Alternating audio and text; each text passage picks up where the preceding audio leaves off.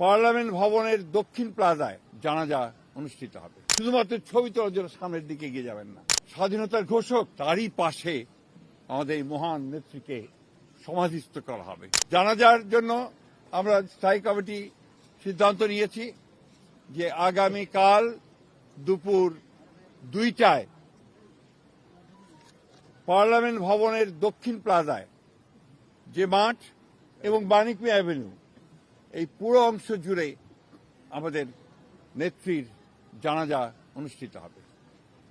এই জানাজা পড়াবেন আমাদের জাতীয় মসজিদের খতিব অর্থাৎ বাইতুল মুকাররমের খতিব। আর এই জানাজায় যে সঞ্চালন করবেন পুরো বিষয়টাকে যিনি সঞ্চালন করবেন তিনি হচ্ছে আমাদের জাতীয় স্থায়ী কমিটির সদস্য জনাব নজরুল ইসলাম খান। এরপরে আমাদের স্বাধীনতার ঘোষক বহুদলীয় গণতন্ত্রের প্রবর্তক বাংলাদেশের আরেক কিংবদন্তির নেতা যাকে রাখাল রাজা বলে এই দেশের মানুষ, তার মাজারে তারই পাশে আমাদের এই মহান নেত্রীকে সমাধিস্থ করা হবে, দাফন করা হবে।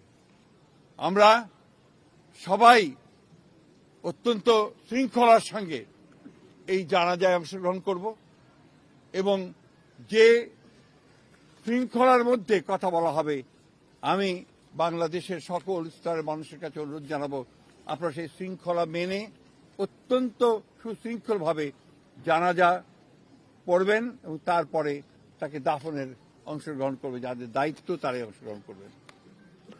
অনুরোধ থাকবে আপনাদের কাছে যে আপনারা কেউ এই নিয়ম ভঙ্গ করে শুধুমাত্র ছবি তোলার জন্য সামনের দিকে এগিয়ে যাবেন না এবং ব্যাহত করবেন না এই পুরো কর্মসূচিকে।